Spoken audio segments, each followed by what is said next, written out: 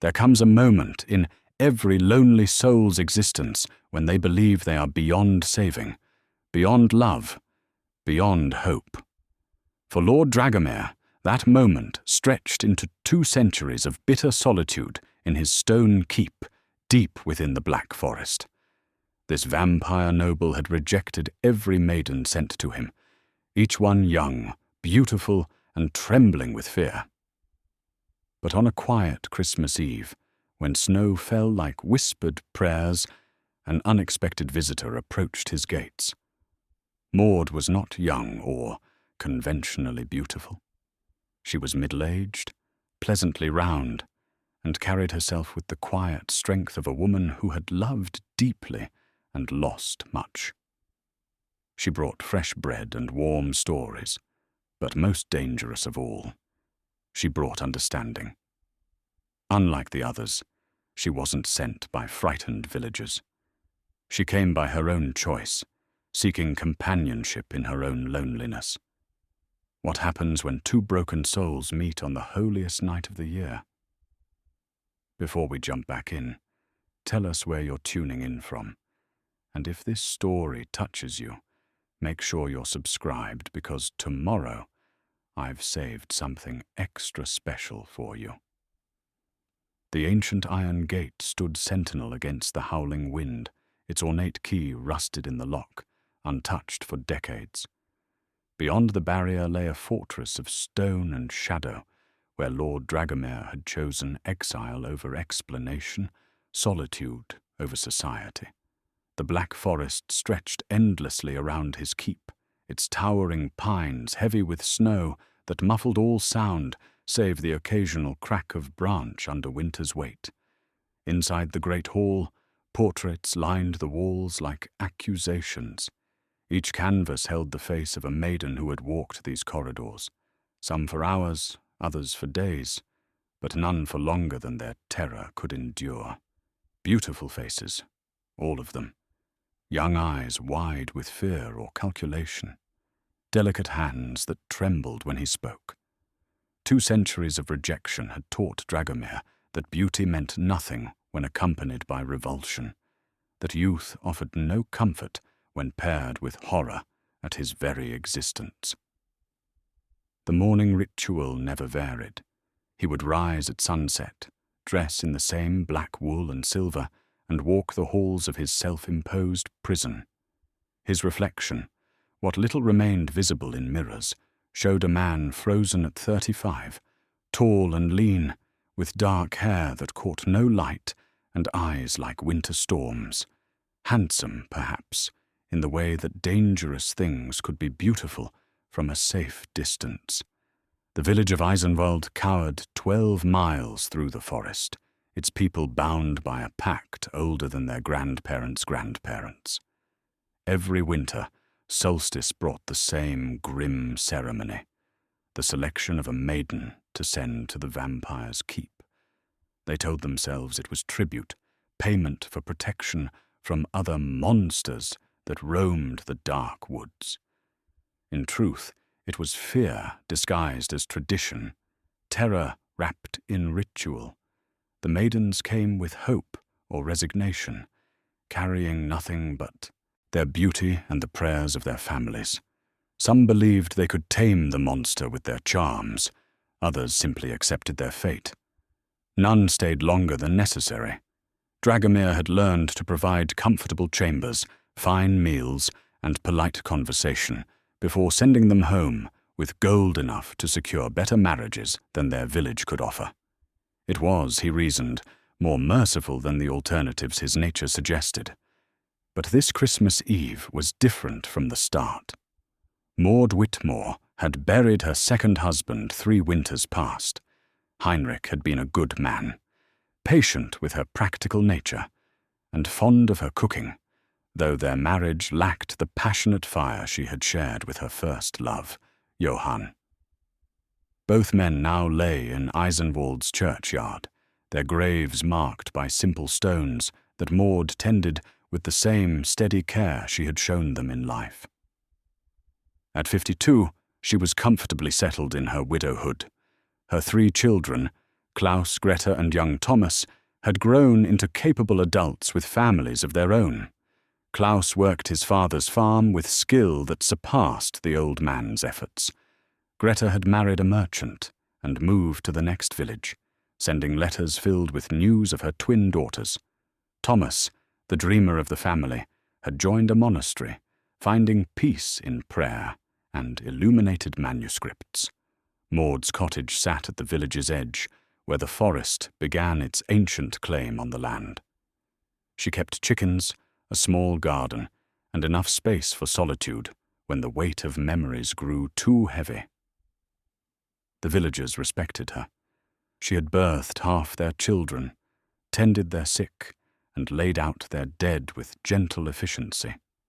But she no longer belonged to their daily concerns, existing instead in that quiet space reserved for women who had completed life's expected duties. The loneliness crept in slowly, like winter through poorly chinked walls. Evening meals for one. Conversations with neighbors that never went deeper than weather and gossip. Nights spent mending clothes that would last longer than she needed them to. She had known love, raised children, buried husbands, and now faced the long years ahead with nothing but routine to fill them. When the village elders gathered to select this year's tribute maiden, Maud watched from her garden gate as families whispered and worried. Young Lissel, barely 16 with hair like spun gold, wept openly at the possibility of selection. Her mother clutched her close, as if love alone could shield her from duty. Other mothers did the same, holding their daughters tight against a tradition that had claimed no lives but had certainly claimed innocence. Maud had never questioned the custom before.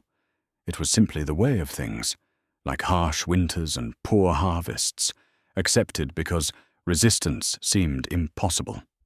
But standing in her garden, watching fear consume the village, something shifted in her understanding.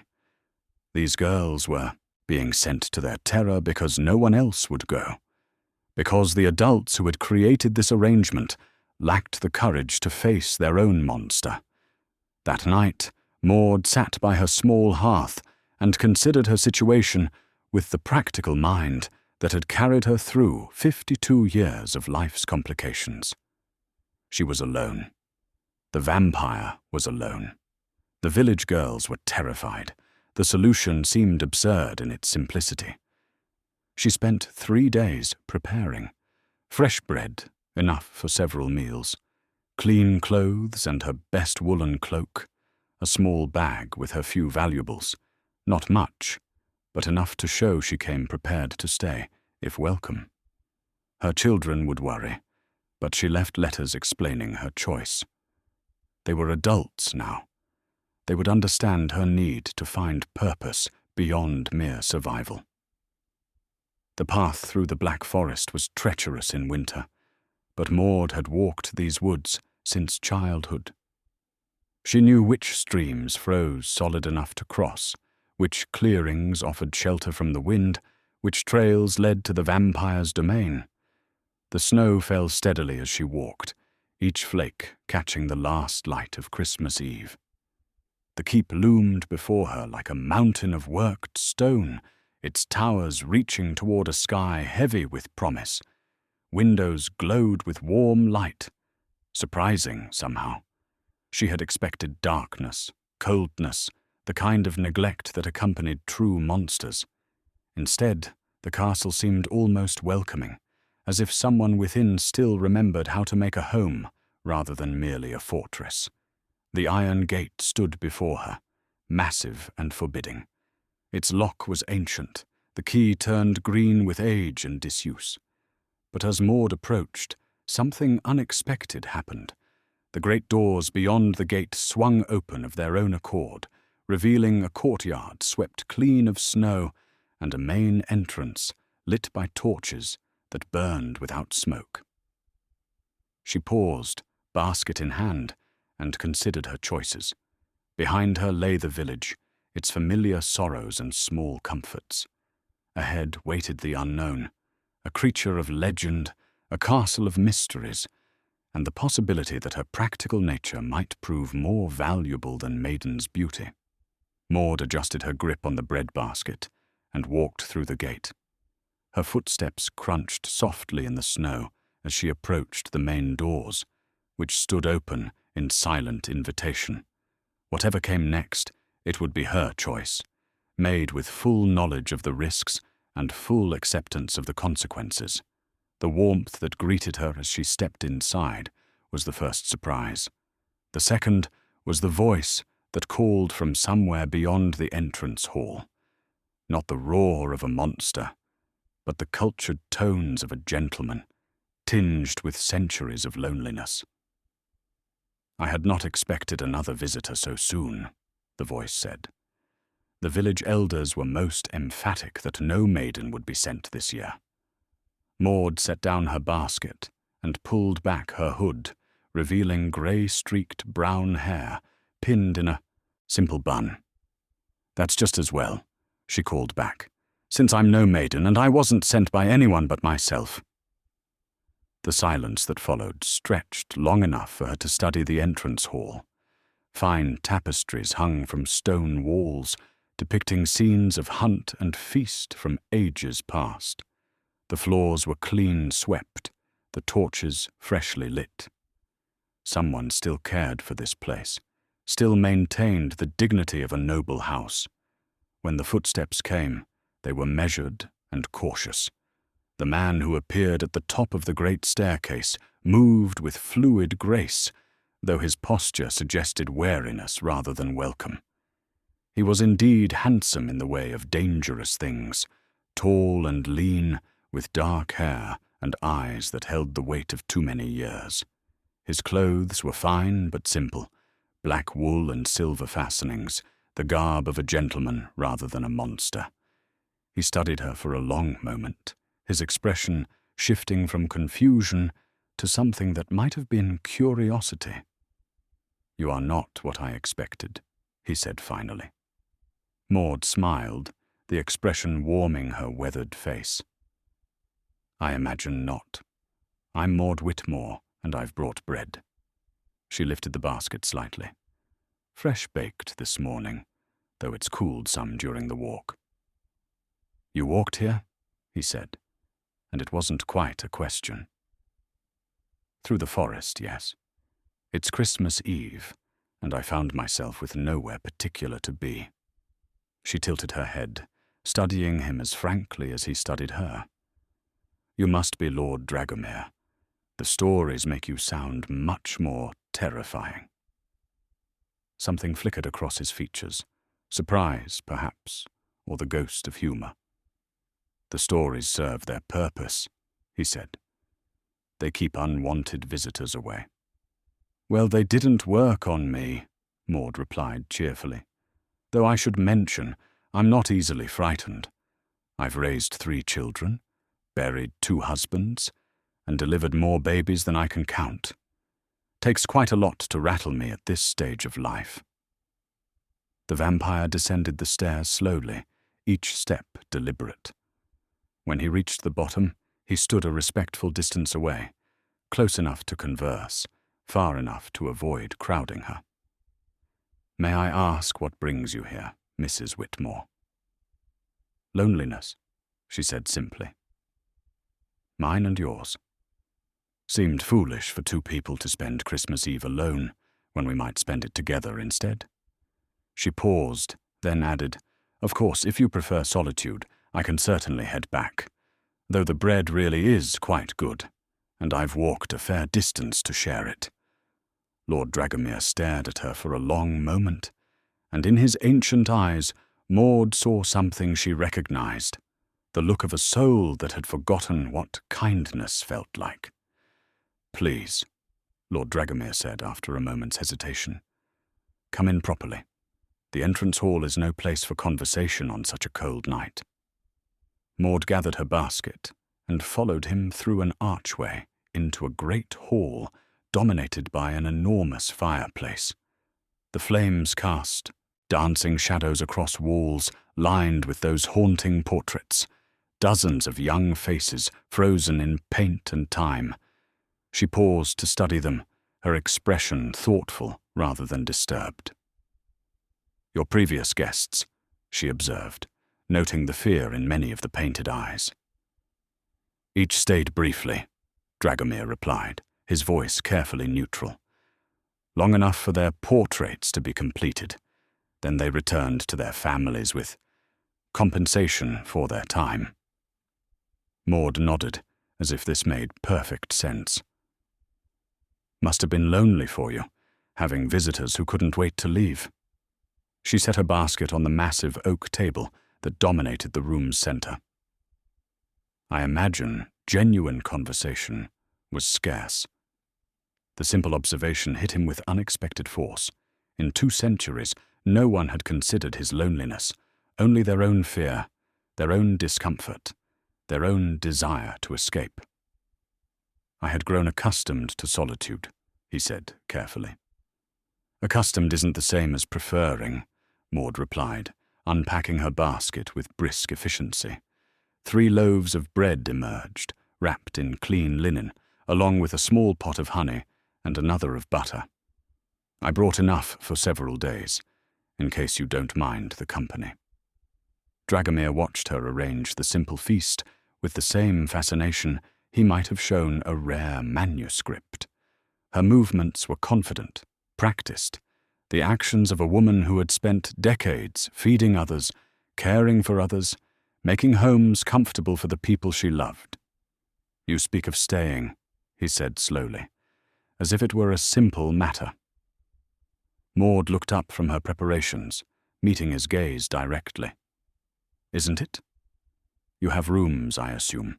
I can cook, clean, mend things that need mending. Winter's long and lonely. Seems sensible to share it if we can manage to get along." "You don't understand," Dragomir began, then stopped. How could he explain what he was without sounding like the monster the village believed him to be? "I understand more than you might think," Maud said gently. She pulled out a chair, not waiting for invitation, and settled herself as if she belonged there. "I know you're not entirely human. I know young girls are frightened of you. I know you've been alone in this place for longer than anyone remembers." She gestured toward the portraits. "What I don't know is whether you're actually dangerous or just very, very tired."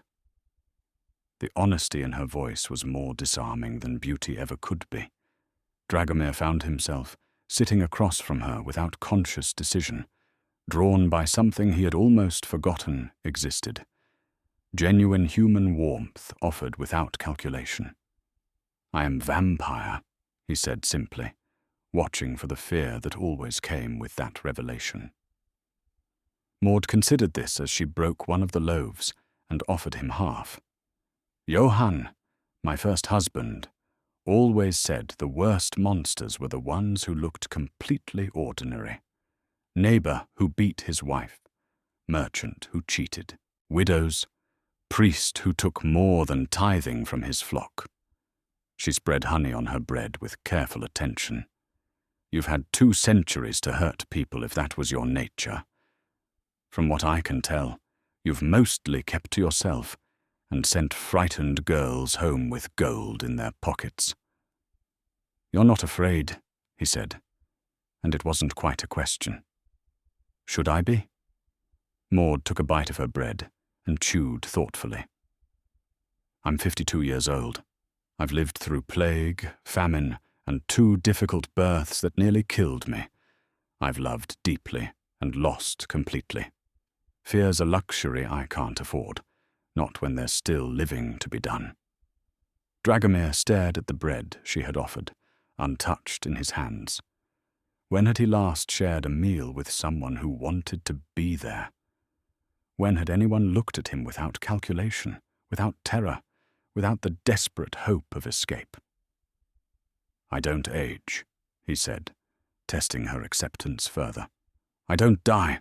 Everyone I might care for grows old and passes while I remain unchanged." "That sounds terribly lonely," Maud said simply. But it doesn't make you evil. Just burdened. The word hit him like a physical blow. Burdened. Not cursed, not damned, not monstrous. Burdened.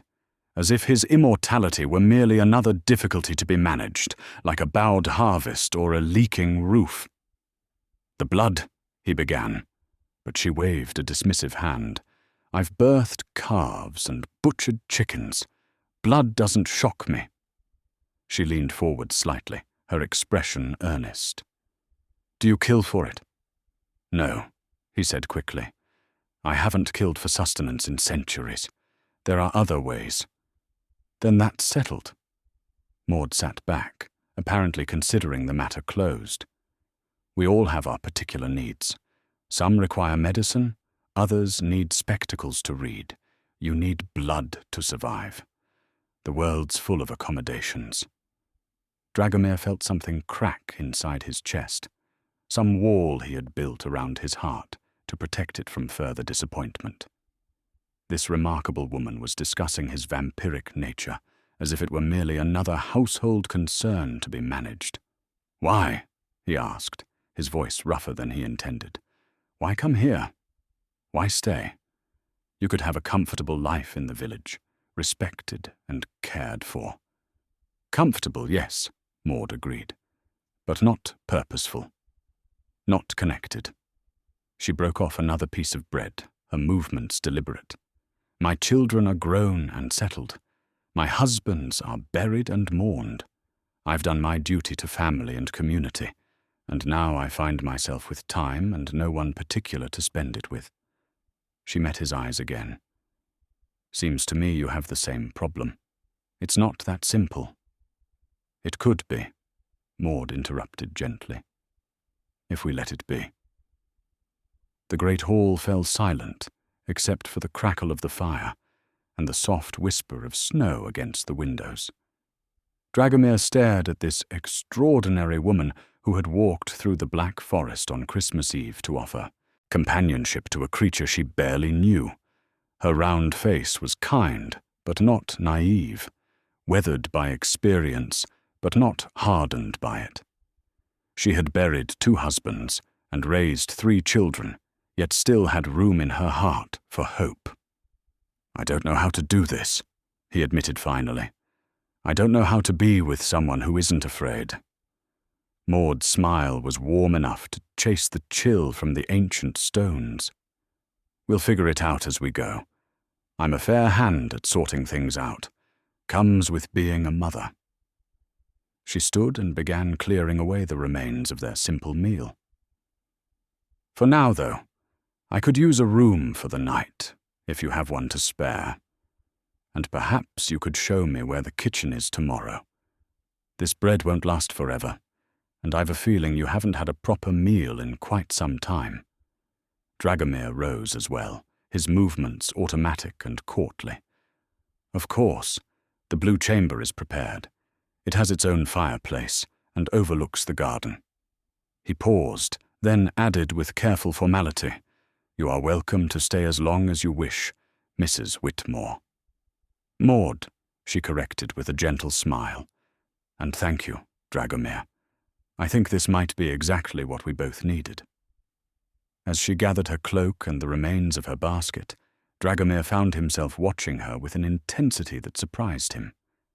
This woman had walked into his carefully constructed solitude and, with nothing more than bread and honest conversation, begun to dismantle defenses he had spent centuries building. For the first time in longer than he could remember, the portraits lining his walls seemed less like a gallery of failures and more like a reminder that connection, real connection, required more than beauty or youth or fear. It required understanding, acceptance, and perhaps most importantly, the courage to see past the surface to what lay beneath. As Maud followed him up the great staircase toward her chamber, Dragomir allowed himself to hope that perhaps, finally, someone had come who might choose to stay. Dragomir woke at sunset to find his castle transformed. The corridors that had echoed with emptiness for decades now carried the sounds of purposeful activity, the soft sweep of a broom, the distant clatter of pots, and something he had almost forgotten existed. Humming. A woman's voice, tuneful and content, drifted through the stone halls like warmth through winter. He dressed with unusual care, finding himself hesitant to disturb whatever domestic magic Maud had worked in his absence. When he finally descended to the great hall, he discovered her kneeling before the massive fireplace, coaxing the flames higher with an old iron poker she had found somewhere in the castle's depths. "Good evening," she said, without turning around, as if she had sensed his presence. "I hope you don't mind. I took the liberty of exploring a bit. Found the kitchen, the pantry, and what I assume used to be servants' quarters." She stood, brushing ash from her skirts with practiced efficiency. "This place has good bones, just needs someone to care for it properly." The fire she had built was different from his usual careful arrangements, bigger, warmer, more welcoming.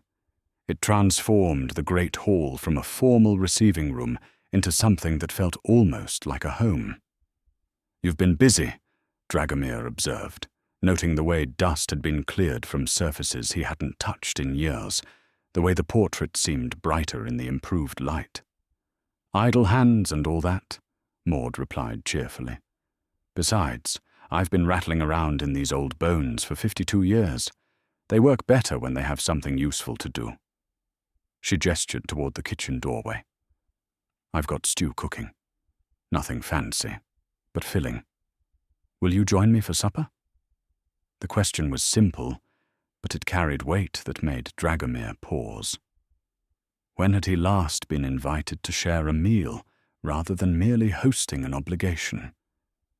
When had someone prepared food with the intention of nourishing him rather than appeasing him?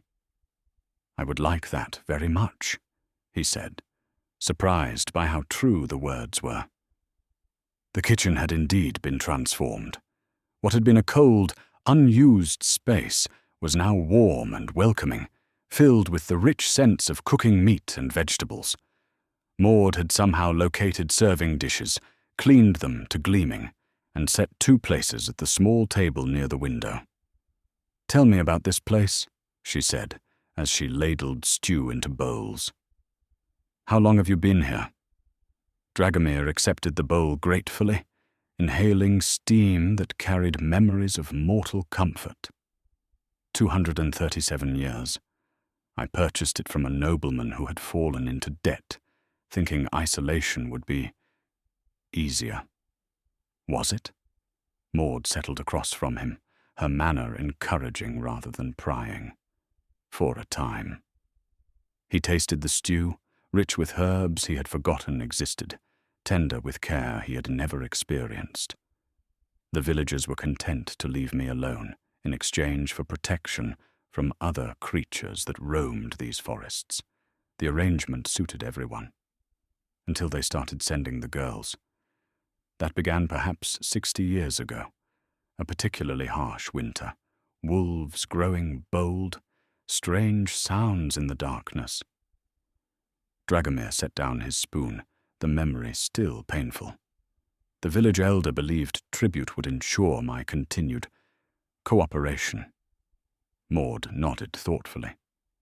"And you went along with it because refusing would have meant what? War with the village?"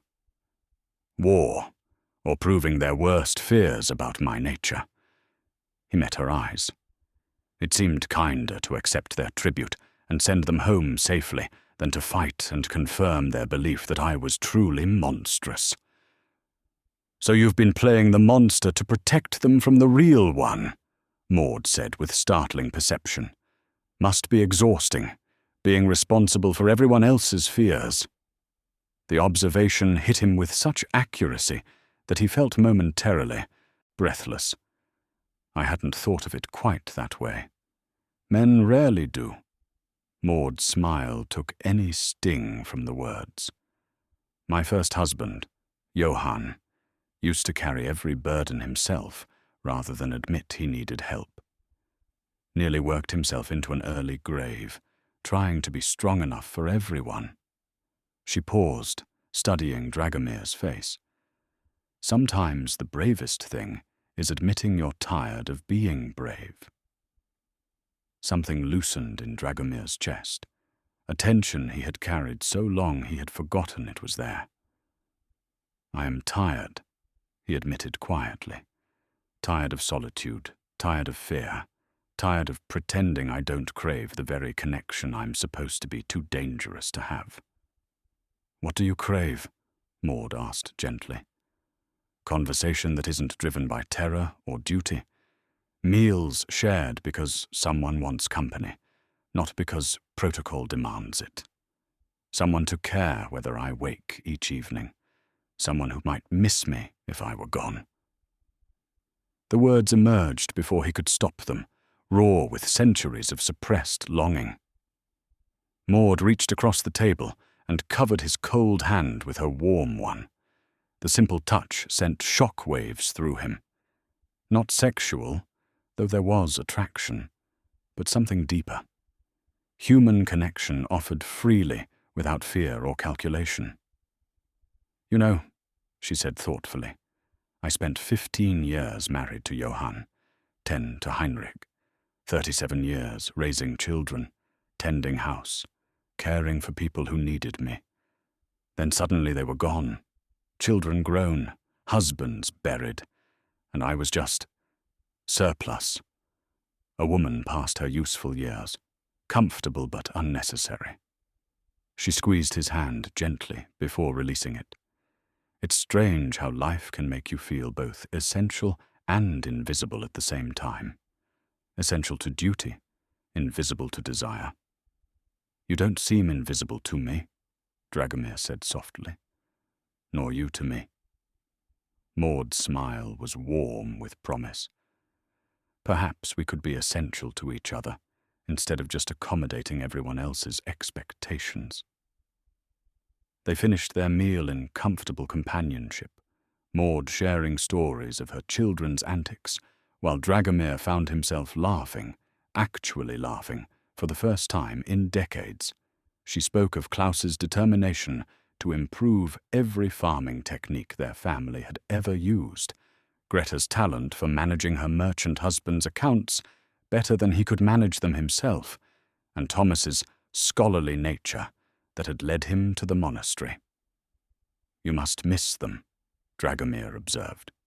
"I do," Maud admitted. "But missing them and needing to hover over them are different things. They're good people who found their own paths. My job was to raise them well enough to leave me, and I succeeded." She paused, then added, "Though I confess, success can be lonely when it means everyone you've loved most has moved beyond needing you." "Perhaps," Dragomir said carefully, "we could need each other." The words hung between them, more intimate than any declaration of love, more honest than any poetry. Maud studied his face in the firelight, seeing past the supernatural beauty to the man beneath, lonely, weary, hopeful despite himself. "I'd like that," she said simply. "I'd like that very much." As they cleared away the dishes together, moving around each other with surprising ease, Dragomir felt something he had thought lost forever, beginning to stir in his chest.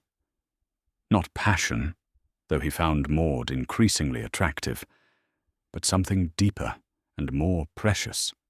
Hope. 3 days passed in a rhythm that felt both foreign and achingly familiar to Dragomir. Each evening brought the pleasure of Maud's company, the warmth of shared meals, and conversations that ranged from practical matters to deeper reflections on life's peculiar sorrows and joys. She had taken to sitting before the great fireplace in the evenings, mending clothes by lamplight, while he read aloud from books that had gathered dust for decades. On the 4th night, as snow continued to fall beyond the windows, Maud set down her needle and reached into the small pouch she wore at her waist. From it, She withdrew 2 simple wedding bands, one larger, one smaller, both worn smooth by years of faithful wearing. "Johann's and Heinrich's," she said softly, holding them up to catch the firelight. I couldn't bring myself to bury them with the rings.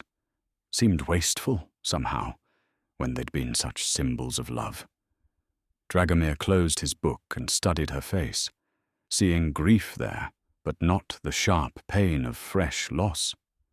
This was the settled sorrow of a woman who had learned to carry her dead with grace. "You loved them both," he said, and it wasn't a question. Differently, but deeply. Maud turned Johann's ring between her fingers, her expression distant with memory. "Johann was my first everything. First love, first husband, first heartbreak when consumption took him. We were young together, passionate, reckless in the way you can only be when you believe love conquers all." She held up Heinrich's ring next, smaller and more delicate. "Heinrich came 10 years later, when I was a widow with 3 children and no illusions left about love conquering anything. He was kind, steady, practical. He loved my children as his own and gave me companionship when I thought I'd lost the capacity for it. And now?" Maud smiled, but there was sadness in it. "Now I'm a woman who has loved and lost and learned to live with both. I wake each morning grateful for what I had, and lonely for what's gone." She tucked the rings back into her pouch. "Some days the loneliness wins. Other days the gratitude does." Dragomir set his book aside completely and moved to sit beside her on the wide stone hearth. The fireplace was large enough to accommodate them both comfortably, and he found himself craving the warmth of her presence as much as the heat from the flames. "I have never loved like that," he admitted quietly. "Never allowed myself to become so vulnerable to loss. Because you've never lost anyone to time. Because I've never found anyone worth the risk." He paused, then added with painful honesty, "Until perhaps now." The words hung between them, more confession than declaration. Maud turned to study his face in the flickering light, seeing the centuries of careful control beginning to crack around the edges. "That frightens you," she observed. "Terrifies me," Dragomir corrected. "You will age, you will die. I will remain as I am, forced to carry the memory of what we might build together while facing eternity alone once more." Maud was quiet for a long moment, considering his words with the same practical attention she gave to everything else. "My grandmother lived to be 93, she said finally, sharp as a blade until the day she died, making us all laugh at her funeral with stories we'd forgotten she knew. She used to say that love wasn't about avoiding loss. It was about making the time between hellos and goodbyes count for something. Easy wisdom when your love doesn't span centuries." "Is it easier, do you think?" Maud challenged gently. "Johann and I had 15 years. Heinrich and I had 10. You and I might have 40 if we're fortunate, 20 if we're not. Does the length of time make the love less valuable, or does the certainty of loss make it more precious?" Dragomir had no answer for that. In all his years, no one had ever suggested that his immortality might be a gift rather than merely a curse, a chance to love more deeply because he understood its rarity, to treasure connection because he knew its fragility. "You speak as if love were already decided between us," he said carefully. Maud's smile was warm and slightly amused. "Isn't it? You think I don't see how you watch me when you believe I'm not looking? How you time your evening appearances to coincide with supper preparations? How you've begun reading aloud not because you enjoy the books, but because you enjoy my company while reading them?" Heat rose in Dragomir's cheeks, an oddly mortal response to her teasing. "You're very observant." I'm 52 years old and twice widowed. I know what attraction looks like, and I know what loneliness feels like, and I certainly know what hope feels like when it starts growing in spite of your better judgment." She reached over and took his hand, her fingers warm and sure. "The question isn't whether we're drawn to each other. We obviously are. The question is whether we're brave enough to see where that draw might lead." "And are you?" Dragomir asked, turning her hand palm up in his and tracing the lines that spoke of decades of work and care. "Brave enough? I walked through the Black Forest on Christmas Eve to keep a vampire company," Maud pointed out with dry humour. "I'd say my courage is well established." Her expression grew more serious. "But this kind of bravery is different, isn't it? Anyone can face external danger. It takes a special kind of courage to risk your heart when you know it's going to break eventually." Dragomir lifted her hand to his lips and pressed a gentle kiss to her palm, the first deliberately romantic gesture he had made in centuries. Her skin was soft and warm, marked with tiny scars that spoke of a life fully lived. "I find myself wanting to try," he admitted against her palm. "Despite the certainty of loss, despite the complications of what I am, despite every rational argument against it." "Good," Maud said simply, "because I'm rather fond of you already, and it would be disappointing to discover the feeling wasn't mutual." Outside the windows, the wind howled through the Black Forest, but inside the great hall, two souls who had nearly given up on connection found themselves daring to hope for something neither had expected to find again. The fire crackled between them, casting dancing shadows on the walls, where portraits of frightened maidens watched over the beginning of something entirely different, something born not of fear or duty, but of genuine affection between two people who had learned that the heart's capacity for love doesn't diminish with age, loss, or even the weight of centuries. The morning after their first kiss brought an unexpected visitor to the castle gates. Maud was in the kitchen, preparing what had become their customary evening meal, when the sound of horses and voices carried through the winter air. Through the window, she could see a small delegation from Eisenwald, 3 men bundled in heavy cloaks, their faces grim with purpose. Dragomir appeared in the kitchen doorway, his expression tense. "Village elders," he said quietly. "They've come about you." Maud wiped her hands on her apron with calm efficiency. "I expected they might. My sudden disappearance likely caused some concern." She moved to the window for a better view. "That's Aldrich Mueller, the village headman. The other 2 are his sons, Klaus and Wilhelm. Good men, but cautious." "You know them well?" "I birthed both of Klaus's children and tended Wilhelm's wife through the fever 3 winters past." Maud's tone was matter-of-fact. "They're not here to make trouble. They're here because they're worried about a woman they respect." The knock on the great doors was respectful, but firm. Dragomir answered while Maud remained in the kitchen, listening to the conversation that would determine whether her choice to stay would be honoured or challenged. "Lord Dragomir," Aldrich's voice carried through the stone halls, formal but not hostile. "We've come about Maud Whitmore. She's been missing from the village for nearly a week."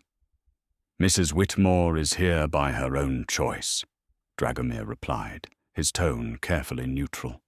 "She is unharmed and free to leave whenever she wishes." "With respect, my lord, that's not how these arrangements typically work." This from Klaus, the elder son, his voice holding the strain of a man trying to navigate unfamiliar territory. "The tribute maidens are sent by the village, returned by your grace." Maud simply left. "I am not a maiden," Maud's voice interrupted as she appeared in the great hall, having decided the conversation needed her participation. nor am I tribute. I am a widow who chose to spend Christmas with a lonely neighbor." The three men turned to her with relief, evident on their weathered faces. Aldrich stepped forward, his expression mixing concern with confusion. "Maud, child, what are you doing here? When we found your cottage empty, your chickens tended, but your belongings gone, I'm exactly where I choose to be, Aldrich," Maud replied, firmly but kindly. "And I'm old enough to make my own decisions about where I spend my time, and with whom." Wilhelm, the younger son, shifted uncomfortably. "But that is, the stories say." "The stories say many things," Maud interrupted, "most of them designed to frighten children into good behavior. I've found the reality much more pleasant than the reputation."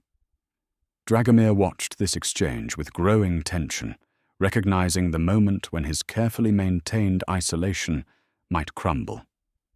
These men had the power to demand Maud's return, to declare her presence an affront to village custom, to force a confrontation he had spent decades avoiding. "Maud," Aldrich said gently, "you're respected in our community. Your skills as a midwife, your wisdom in settling disputes, we need you. Your children need to know you're safe." "My children are grown adults with families of their own," Maud replied with equal gentleness, "and my skills are not exclusive to Eisenwald. I can tend birth and sickness here as easily as there." She paused, then added with subtle emphasis, "Perhaps more so, given the resources available." It was then that Dragomir made a decision that surprised even himself. Reaching into his coat, he withdrew a silver medallion, his family crest, tarnished with age, but still recognizable as a symbol of noble heritage. "Gentlemen," he said formally, "I would like to make a proposal." He held up the medallion. "This castle has stood empty of proper household management for too long. Mrs. Whitmore has proven herself invaluable in restoring order and comfort to these halls. I would like to offer her a position as chatelaine, official mistress of this household."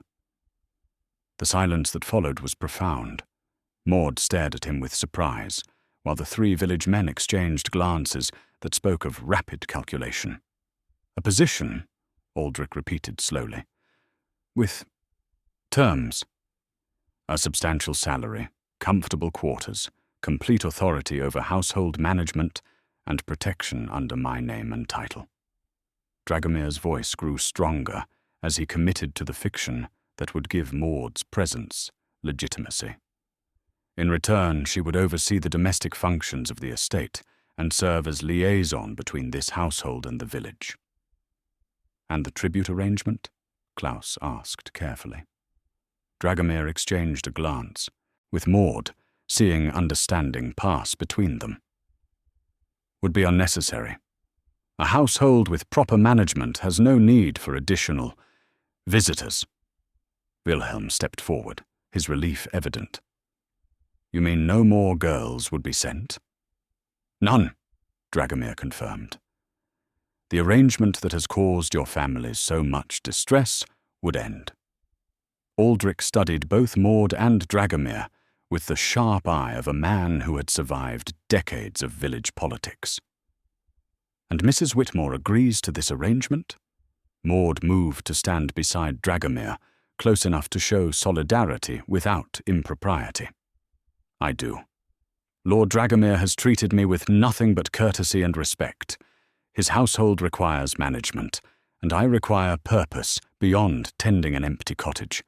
The arrangement suits us both." "Your children will want to know you're safe," Klaus pointed out. "They'll want to visit." "Of course," Maud agreed. "They'll always be welcome here, as will anyone from the village who comes in peace. A proper household maintains proper hospitality." The three men conferred in low voices, while Maud and Dragomir waited. Finally, Aldrich stepped forward with the air of a man making a difficult but necessary decision. "Very well. If this is truly your choice, Maud, we'll respect it. And if it means the end of the tribute arrangement, he shrugged, the village will consider it a fair trade. After the men departed, Maud and Dragomir stood in the great hall, processing what had just transpired. The fiction of employment gave them protection from village interference, but it also gave their relationship boundaries that hadn't existed before. Chatelaine, Maud mused. That's quite a promotion from houseguest. It seemed the most respectable way to explain your presence, Dragomir replied. Unless you object to the arrangement? Maud smiled, moving closer to him. I don't object to anything that lets me stay. Though I should mention, I intend to earn that substantial salary you promised. How? She stood on her toes and kissed him softly, a gesture both tender and promising. By making this place a home instead of just a house, by giving you reasons to wake each evening, by proving that some arrangements benefit everyone involved. As she settled back on her heels, Dragomir realized that in trying to protect their growing relationship, he had inadvertently given it exactly what it needed: legitimacy, security, and the promise of a future they could build together. The days that followed the village delegation's visit settled into a rhythm of domestic bliss that neither Maud nor Dragomir had dared hope for. She had taken her role as chatelaine seriously, organizing the castle's long-neglected spaces with the efficiency of a woman who had managed households for decades. More importantly, she had begun filling those spaces with warmth that transformed stone corridors into something approaching a home.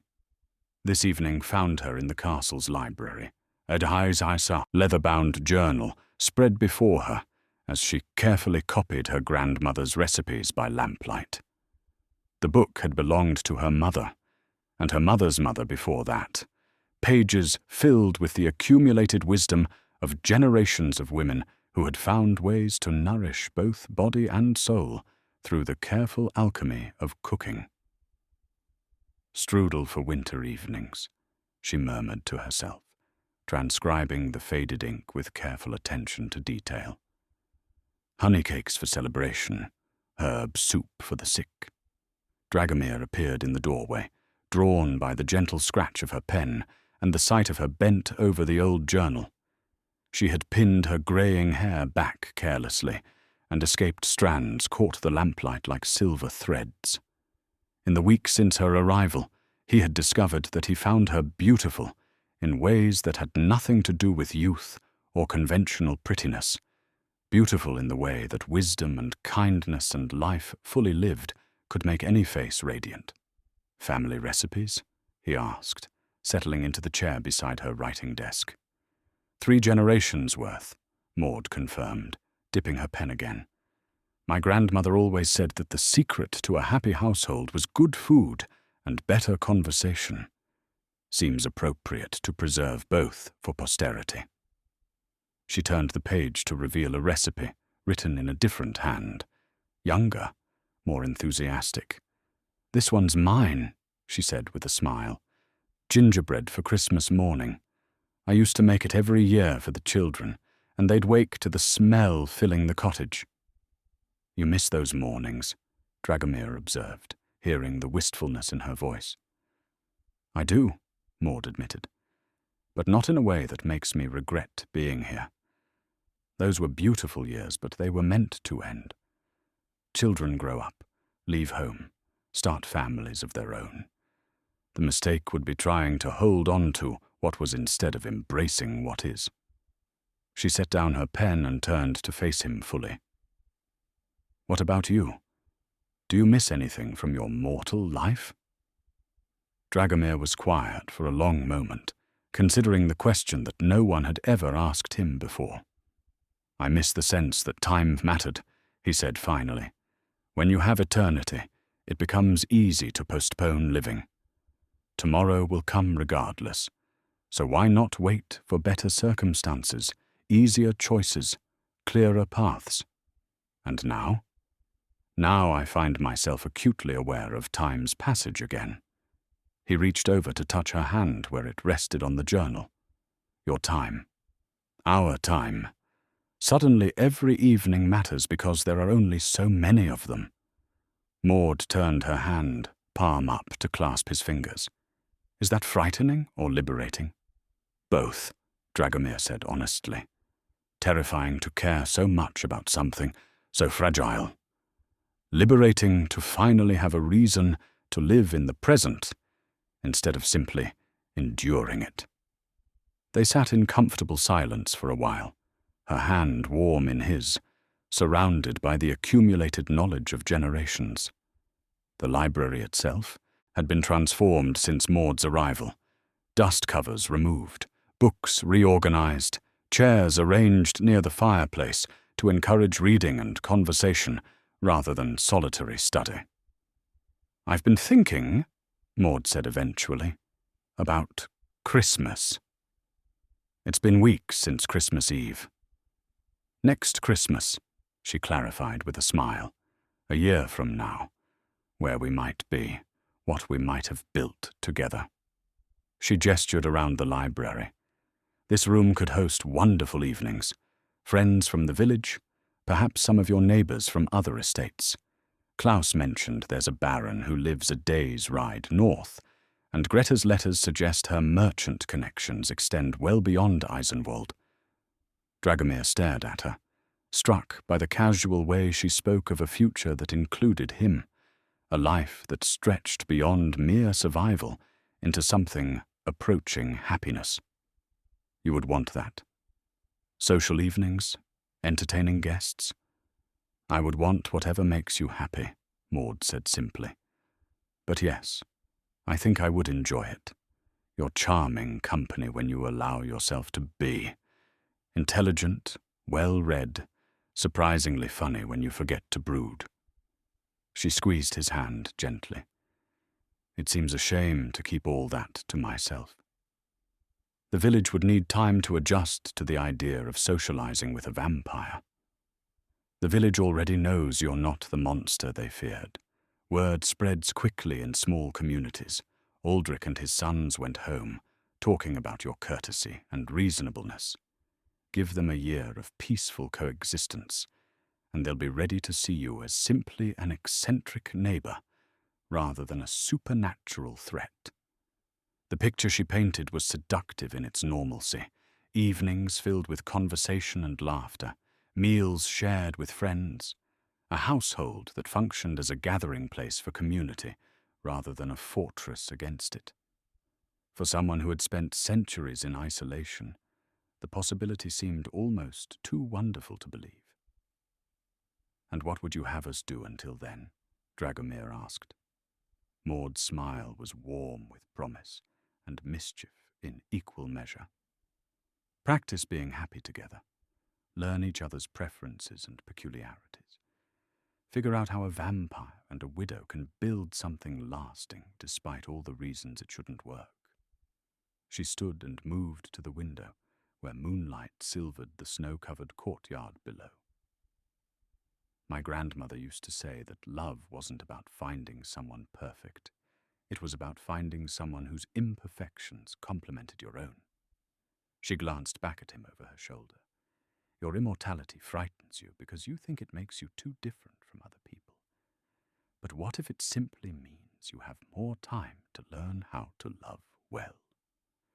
Dragomir rose and moved to stand behind her, close enough to feel her warmth, close enough to rest his hands on her shoulders. And your mortality? Means I have less time to waste on fear and doubt. She leaned back against his chest with a contentment that still surprised him. I've buried 2 husbands, Dragomir. I know how precious love is, precisely because I know how quickly it can be lost. The question isn't whether our time together will end. Everything ends. The question is whether we'll make the most of whatever time we have. Standing there in the moonlit library, surrounded by the wisdom of ages and the promise of tomorrows to be shared, Dragomir allowed himself to believe that perhaps some endings were really beginnings in disguise. Perhaps some curses could be transformed into gifts through the simple miracle of being truly seen, truly accepted, truly loved. Spring's first hints were beginning to show in the Black Forest when Maud made her discovery. She had been exploring the castle's lower levels, areas that Dragomir rarely visited, searching for additional storage space for the household supplies she had been gradually accumulating. Behind a heavy wooden door that required considerable effort to open, she found a chamber that seemed to exist outside of time itself. The room was circular, its walls lined with ancient stones carved with symbols that predated any language she recognized. At its center stood a pedestal holding a scroll case of tarnished silver, and surrounding it were smaller alcoves containing artifacts that hummed with barely contained power. The air itself felt thick with magic so old and deep that it seemed to have weight. Maud approached the pedestal with the cautious respect she would show a sleeping predator. The scroll case opened at her touch, revealing parchment that should have crumbled to dust centuries ago, but instead remained supple and clear. The text was written in Latin, but interspersed with phrases in what appeared to be the common tongue of an earlier era. As she read, her heart began to race with a mixture of terror and desperate hope. The curse of eternal solitude, placed upon the bloodline of House Corvinus by the witch Morwen of the Shadowlands, in the year of our Lord 1587.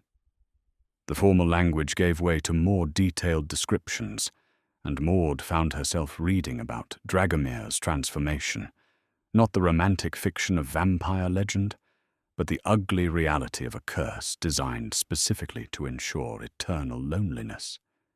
The witch had been thorough in her cruelty, weaving magic that would make him immortal, but forever isolated from human connection. But it was the final section that made her hands tremble as she held the parchment. The clause that outlined the only way the curse could be broken. Only through the willing sacrifice of a widow's love, given freely without expectation of reward, may this curse find its end.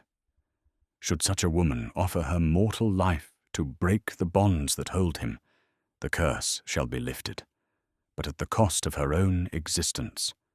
For love freely given is the only power that can undo hatred deliberately wrought. Maud sank into the chamber's single chair, an ancient thing of carved wood and faded velvet, and reread the passage 3 times to be certain she understood. The curse could be broken. Dragomir could be freed from his immortal isolation, but only if someone who loved him chose to die in his place. The choice before her was crystal clear and absolutely terrible.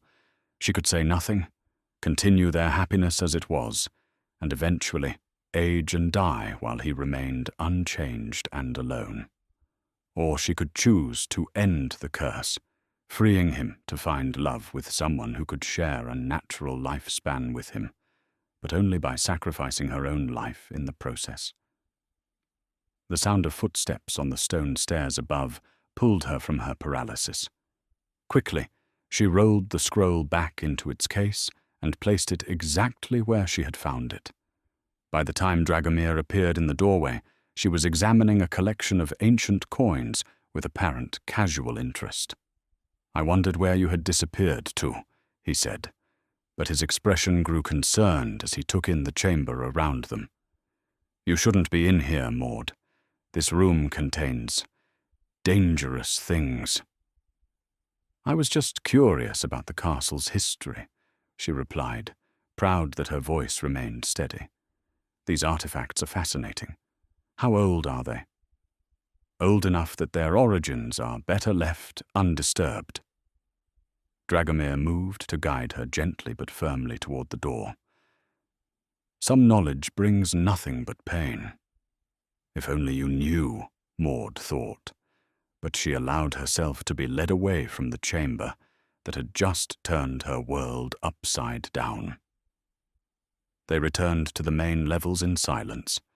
Dragomir clearly uncomfortable with her discovery of his secrets, Maud struggling with the weight of what she had learned. That evening's dinner was strained, despite their attempts at normal conversation. Dragomir seemed preoccupied, perhaps worried about what else she might have discovered in the chamber. Maud found herself studying his face with new intensity, memorizing details she had never noticed before. The way his eyes crinkled slightly when he almost smiled, the elegant shape of his hands as he gestured, the way he listened with complete attention when she spoke. "You're very quiet tonight," he observed, as they sat before the library fireplace, their usual evening retreat. "Just thinking," Maud replied, which was true enough. "About what?" She looked up from the sock she was mending, one of his, actually, which had developed a hole that she had volunteered to repair. Such a domestic task, so normal and comfortable. "About love," she said quietly. "About what we're willing to sacrifice for the people we care about." Dragomir set down the book he had been pretending to read. "That's rather a serious topic for a spring evening." "Is it?" Maud tied off her thread and held up the repaired sock for inspection. "I've been thinking about my grandmother again. She used to tell stories about the old days, when people believed love was more powerful than magic, when sacrifice meant something beyond mere inconvenience. Your grandmother sounds like a wise woman." She was. She also used to say that the deepest love showed itself not in what we were willing to accept, but in what we were willing to give up. Maud folded the sock carefully. "What would you be willing to sacrifice, Dragomir, if you could have anything you wanted, but only at great cost to yourself?" The question seemed to strike him with unexpected force. He was quiet for a long time, staring into the fire with an expression that spoke of old pain and older longings. "I would sacrifice my immortality," he said finally. "If I could become mortal again, grow old and die naturally, have a normal span of years to share with someone I loved, I would give up eternity for that in a heartbeat." Maud's chest tightened with a pain so sharp it stole her breath. "Even if it meant your death? Especially if it meant my death." His voice was rough with suppressed emotion. "What is the point of living forever if you must live forever alone? What good is immortality when every person you might love will age and die while you remain unchanged? I would trade 1,000 years of solitude for 10 years of genuine connection. And if someone offered you that trade, if there was a way to break your curse and make you mortal again, but it required sacrifice from someone else, would you take it?" Dragomir turned to look at her directly, his eyes dark with something that might have been hope or might have been fear. "What kind of sacrifice?" Maud met his gaze steadily, though it cost her everything she had to keep her voice level. The ultimate kind, the kind that costs everything, but gives everything in return. "No," he said immediately, with a vehemence that surprised them both. "No, I would never ask that of anyone. The curse is mine to bear. I wouldn't purchase my freedom with another person's life, no matter how willing they might be to give it. Even if that person loved you? Even if they chose freely, without coercion? Especially then." Dragomir reached for her hands, gripping them tightly. "Maud, what brought on these questions? What has you thinking about sacrifice and curses?" She looked down at their joined hands, his pale and cold, hers warm and marked with age, and felt the weight of her terrible knowledge settling around her like a shroud. "Just curious about the nature of love," she said softly. "About what it means to truly put someone else's happiness before your own." That night, Maud lay awake in her chamber, staring at the ceiling while Dragomir rested in his own rooms. Between them lay not just stone walls and ancient timbers, but a secret that could change everything, or destroy them both. She had the power to free him from his curse, to give him the mortal life he craved, to ensure he could find love that wouldn't end in centuries of grief. All it would cost was her life. The question that tormented her through the long hours until dawn was not whether she was willing to make that sacrifice. She knew she was. The question was whether she could find a way to do it without breaking his heart in the process. Outside her window, spring continued its slow advance through the black forest, bringing new life to ancient trees. But in her chamber, Maud planned for endings rather than beginnings, and wondered if the greatest act of love was sometimes learning to let go. 3 weeks passed before Maud found the courage to return to the hidden chamber. 3 weeks of watching Dragomir's face during their evening conversations, of memorizing the sound of his laughter, of treasuring each shared glance and gentle touch as if it might be their last. The weight of her secret knowledge had settled into her bones like winter cold, impossible to ignore or forget. This time, she brought paper and ink to copy the ritual instructions exactly. The Latin was complex, but her years of church attendance had given her enough familiarity with the language to understand the essential elements. A silver ceremonial dagger, which she found among the artifacts in the same chamber. Specific words to be spoken at specific moments, and the willing heart of a woman who had known loss and chose love anyway. The timing mattered, according to the scroll. The ritual had to be performed during the dark of the moon, when the veil between worlds was thinnest. The next new moon would rise in 4 days' time, Christmas morning, exactly 1 year after her arrival at the castle. The symmetry felt like destiny. But first, there were preparations to make, letters to write, final arrangements to set in order, and most difficult of all, ways to spend these last precious days without arousing Dragomir's suspicions. She began with letters to her children, each one carefully crafted to sound like a mother's loving goodbye, without revealing the true reason for her words. "My dearest Klaus," she wrote by lamplight while Dragomir slept, "I want you to know how proud I am of the man you've become. Your father would be amazed by the improvements you've made to the farm, and your children are blessed to have such a devoted papa. For Greta, my darling daughter, your letters bring such joy to my heart. I treasure every story about the twins, every account of your happy marriage. You have grown into exactly the kind of woman I hoped you would become, strong, kind, and wise enough to build a life filled with love. For Thomas, my scholarly son, I know your calling to the monastery has brought you peace, and that brings me peace as well. Your prayers have always been a source of comfort to our family. I hope you will continue to pray for those who love you, even when they can no longer speak their love aloud." Each letter was sealed and placed in her small writing desk, along with a 4th envelope, addressed simply to Dragomir. That one had been the hardest to write, requiring 3 attempts, before she found words that expressed everything she needed him to know without breaking her resolve. The days that followed were both torture and blessing.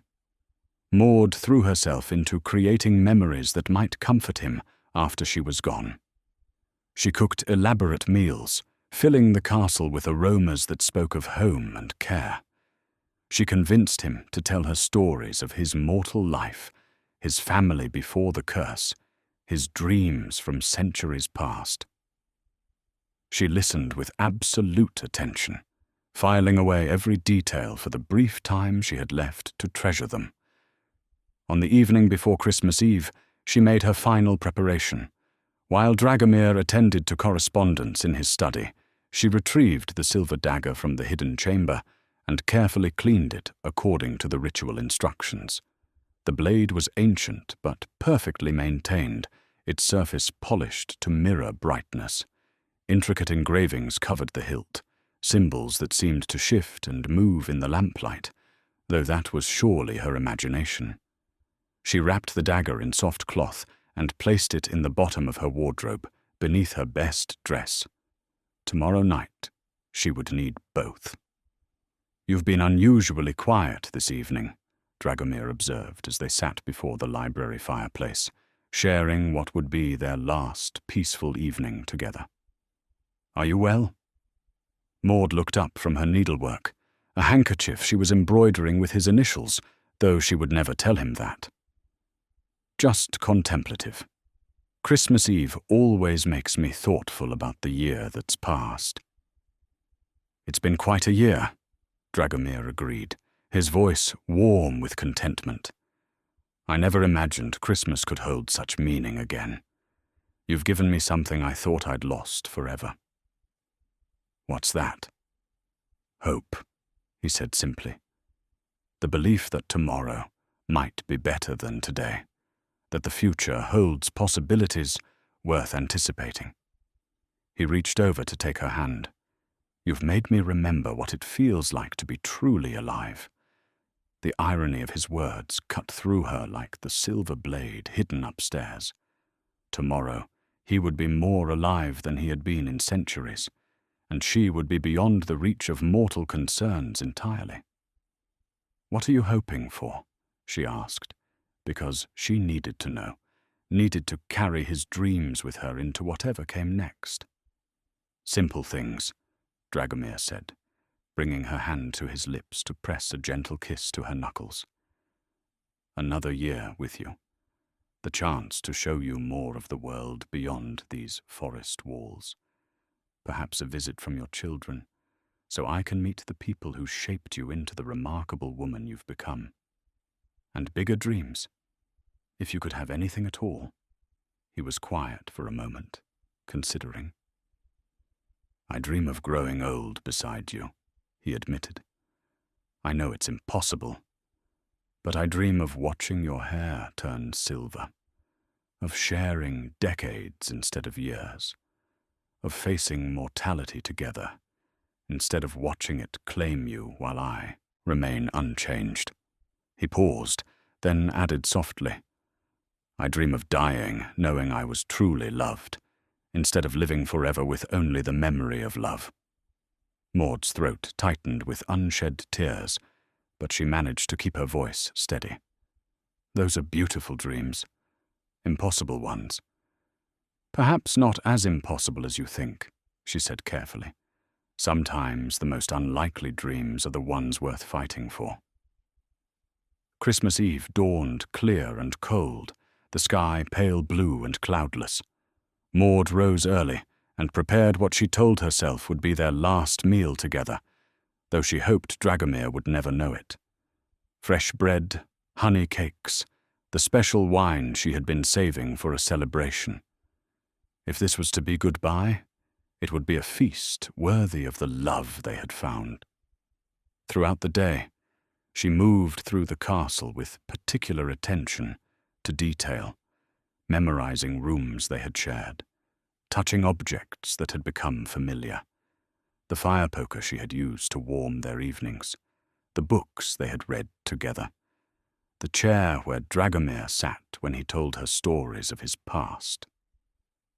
As evening approached, her composure began to fracture despite her best efforts.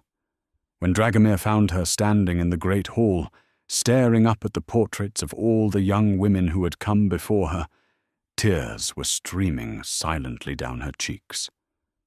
"Maud?" He was beside her instantly, his hands gentle on her shoulders. "What's wrong?" She gestured toward the paintings, struggling to find words that wouldn't reveal too much. They were all so young, so beautiful. I keep wondering what they might have become, what lives they might have lived if they hadn't been so afraid. "They lived the lives they chose," Dragomir said firmly. "They went home to marry men they loved, to raise children, to find happiness in their own communities. Their fear wasn't failure, it was wisdom. They recognized something dangerous and protected themselves from it. And me? Maud turned in his arms to face him. What am I? You're the bravest person I've ever known, he said, without hesitation. Brave enough to see past appearances to truth, brave enough to choose connection over safety, brave enough to love someone who can offer you no promises about the future. I'm not brave, Maud whispered. I'm terrified. Terrified of losing you, terrified of not being enough, terrified that our time together will end before we've said everything that needs saying. Dragomir pulled her close, holding her against his chest with a tenderness that broke her heart. Then let's say it now, he murmured against her hair. Let's say everything we need to say. I love you, Maud said, the words carrying the weight of finality.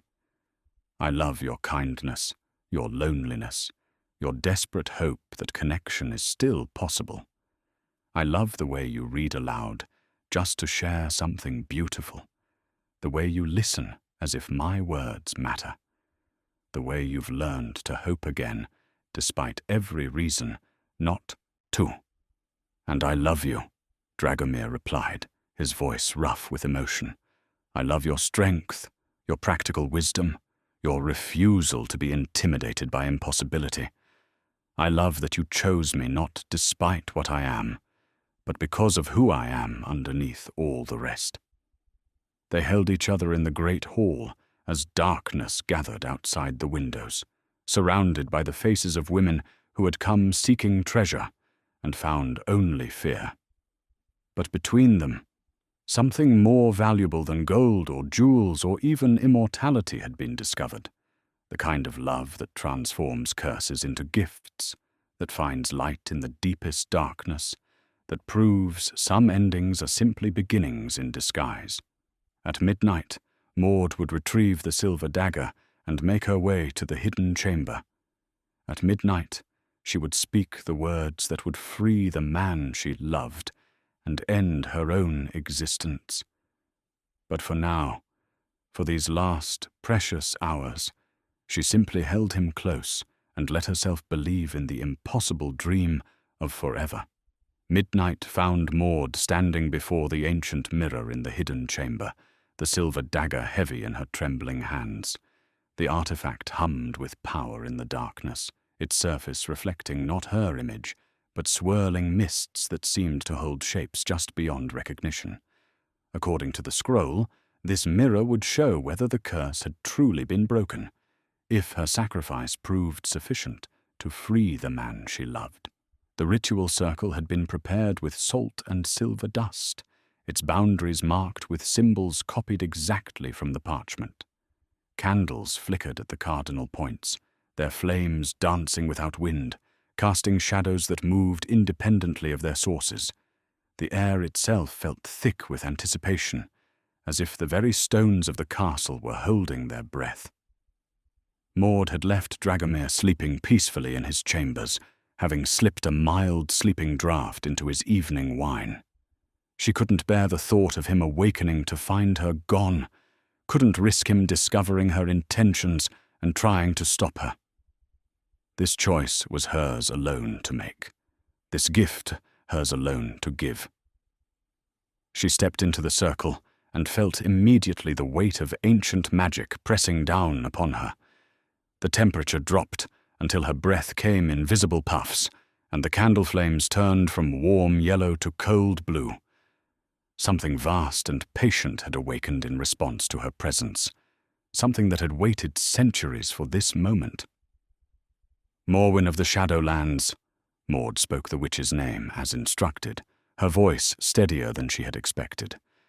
I call upon the curse you wrought, the bonds you forged, the price you demanded. The mirror's surface began to swirl more rapidly, and within its depths, images flickered. Dragomir as a young mortal man, laughing with friends she would never meet. The witch herself, ancient and terrible, weaving spells of bitter vengeance. The moment of transformation, when immortality had been forced upon an unwilling soul. I offer myself as willing sacrifice, Maud continued, raising the silver dagger until its point rested against her heart. A widow's love, freely given without expectation of reward. Let this curse end with my life, and let him find the peace that has been denied. Thunder rumbled overhead, despite the clear night sky, and the castle began to shake around her. Books tumbled from shelves in distant rooms, and dust rained down from the chamber's ancient ceiling. The magic was responding, recognizing the validity of her offering, preparing to claim its price. But as Maud drew breath to speak the final words that would complete the ritual, the chamber door burst open with explosive force. Dragomir stood silhouetted in the doorway, his face a mask of horror and desperate determination. "Stop!"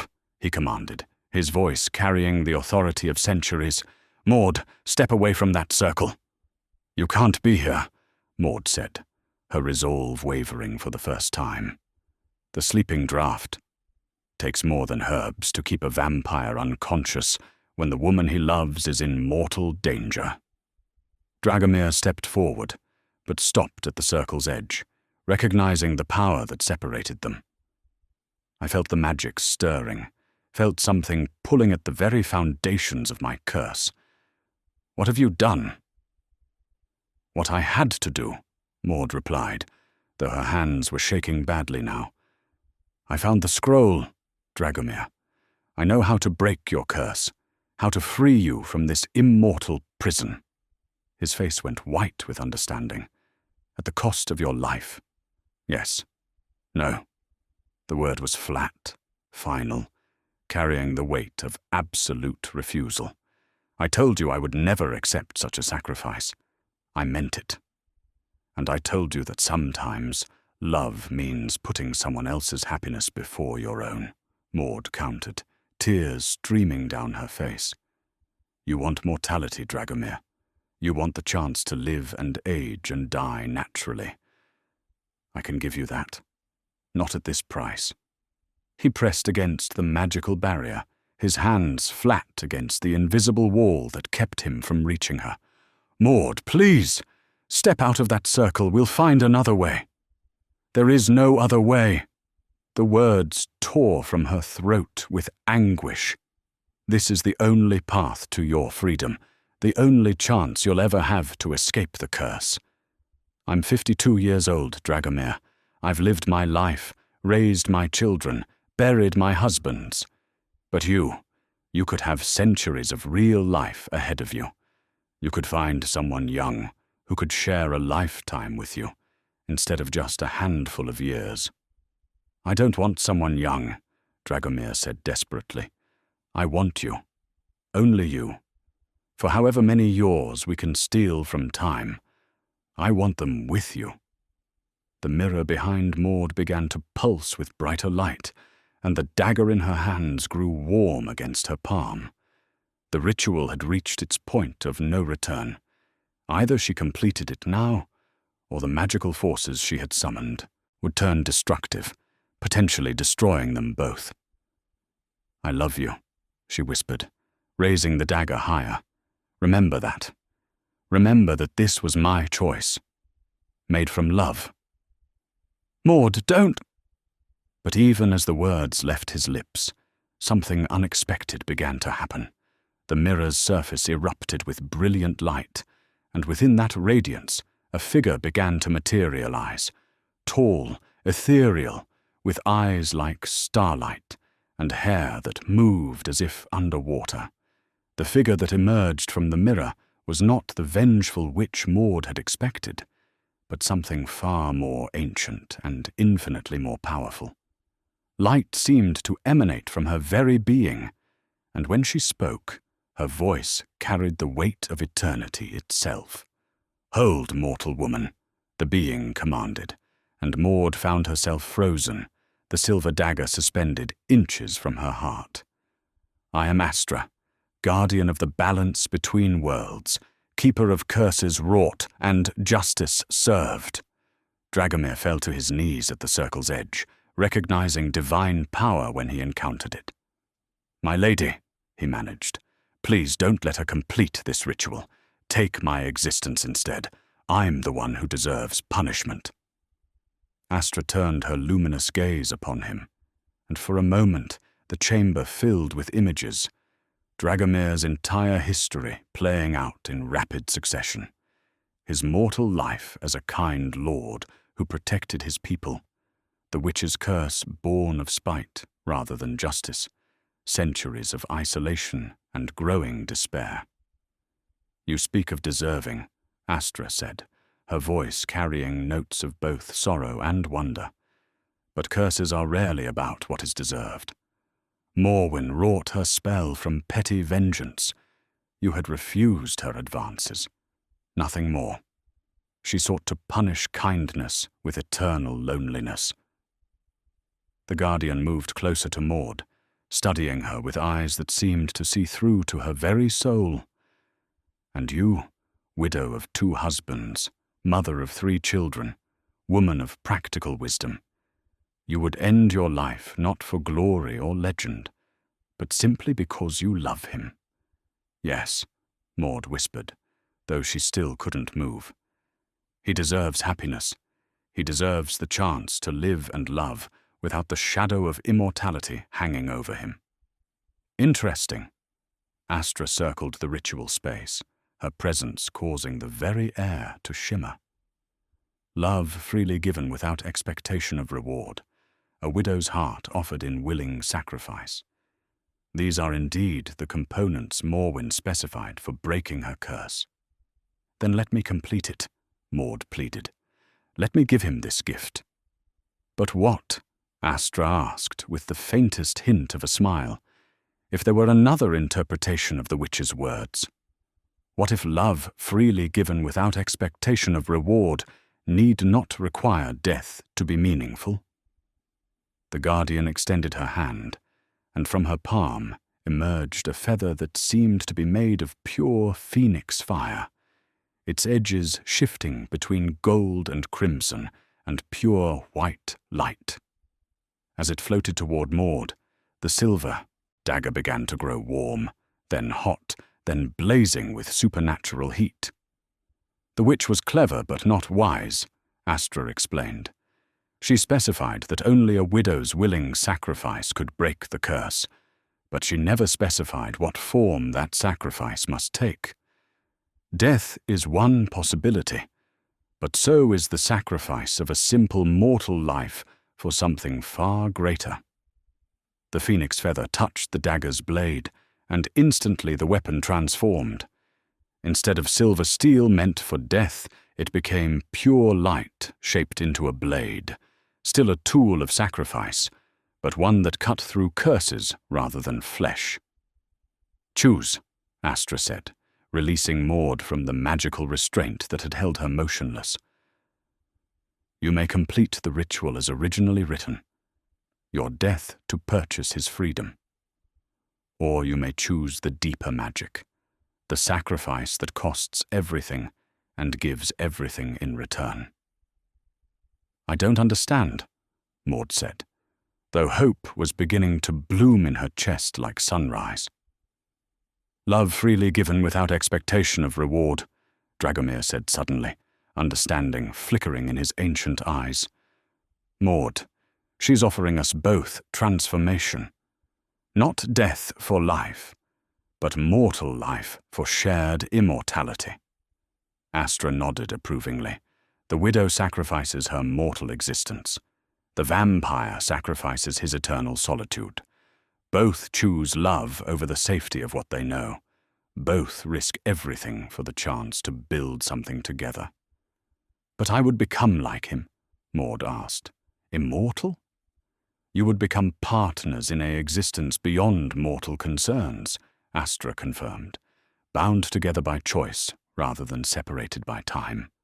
Free to love for as long as love endures, which in your case, I suspect, will be quite some time indeed." Maud looked across the circle at Dragomir, seeing hope and terror warring in his expression. "What if we can't make it work? What if immortality changes us, separates us? What if it doesn't? He countered. What if it gives us exactly what we dreamed of? Time to grow old together in spirit, if not in flesh. Time to build something lasting. Time to prove that love can indeed conquer impossibility. The phoenix feather pulsed brighter, waiting for her decision. Around them, the castle held its breath. 2 centuries of loneliness and sorrow balanced against the possibility of infinite tomorrows shared.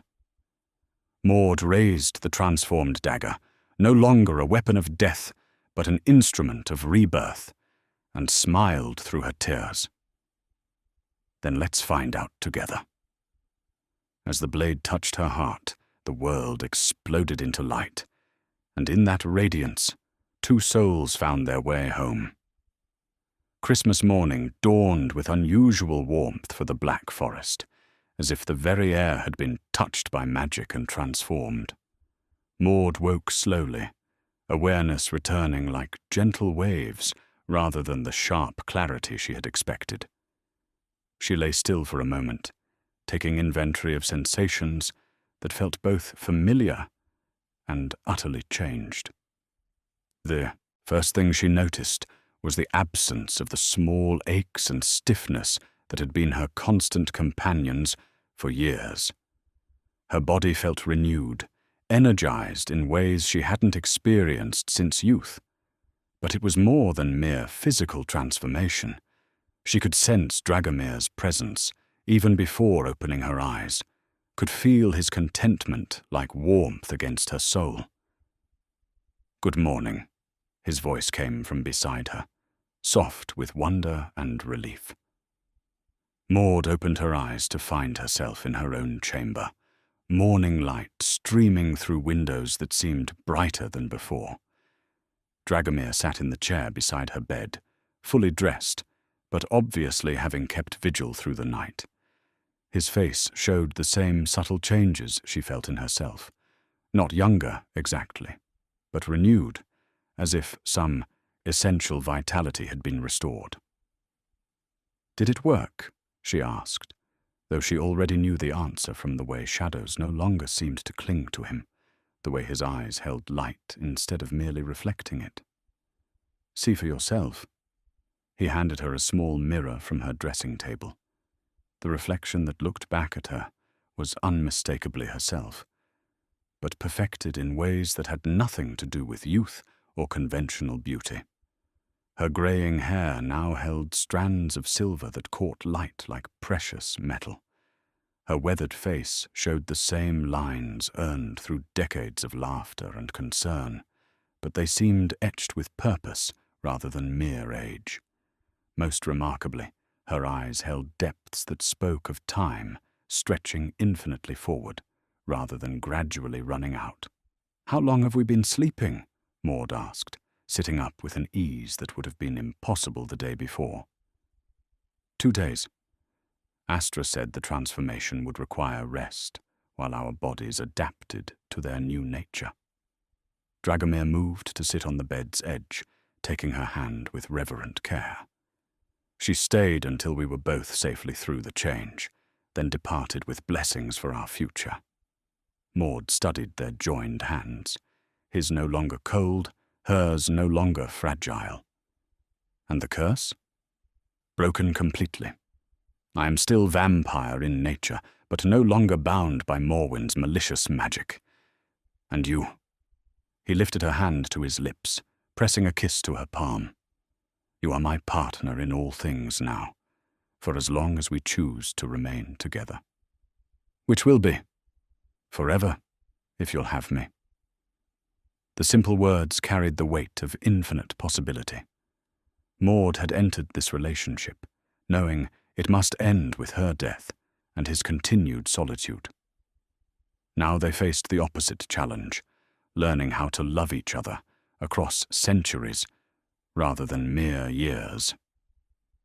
There's something else, Dragomir said, reaching into his coat to withdraw 2 rings. They were simple bands of silver, but as Maud watched, intricate designs appeared along their surfaces. patterns that seemed to shift and change in the light, symbols of commitment that transcended mortal understanding. "Wedding rings," she observed with delight. "A gift from Astra. She said that if we were choosing eternity together, we should begin it properly."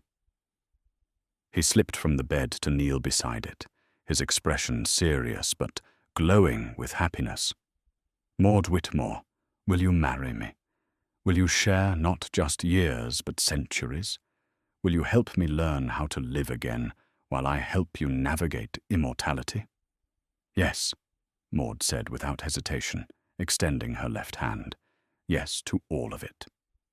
The ring slipped onto her finger with perfect fit, its surface warm against her skin. As Dragomir placed the matching band on his own hand, the chambers filled with soft light, not magical this time, but simply the radiance of joy made visible. Later that morning, they walked through the castle hand in hand, marveling at how different everything looked through transformed eyes. The portraits in the great hall no longer seemed like accusations of failure, but reminders of the journey that had led to this moment. The chambers that had echoed with loneliness now hummed with potential for shared memories. "What shall we do first?" Maud asked, as they stood before the great fireplace where they had shared so many evenings. "Live," Dragomir said simply. "Start making the life we dreamed of during those conversations. Invite your children to visit. I think they'll find the change in you remarkable. Perhaps host those social evenings you envisioned. Show the world that monsters and widows can become something beautiful when they choose love over fear. And after that, travel if you'd like. I've seen very little of the world beyond these forests. Learn new things together. Perhaps you could teach me some of those family recipes you've been copying. I suspect I might actually enjoy cooking now that I have someone to share meals with." Maud laughed, the sound ringing through the stone halls like music. "I'd like that very much." As afternoon faded toward evening, they prepared their first meal together as equals, not vampire and mortal, not immortal and aging, but partners in an existence that transcended the ordinary boundaries of life and death. The bread Maud baked rose higher than ever before. The wine Dragomir selected sparkled with unusual clarity, and their conversation ranged from immediate plans to dreams that might take decades to fulfill. When full darkness fell, they walked out into the courtyard where snow still sparkled under starlight. The black forest stretched around them, no longer a barrier against the world, but simply the boundary of their domain, a place where love had proven stronger than curses, where second chances could bloom even in winter, where two souls had found their way to forever. "No regrets?" Dragomir asked, drawing her close. "Only that it took us both so long to find each other," Maud replied, and sealed the promise with a kiss that tasted of eternity and felt like coming home.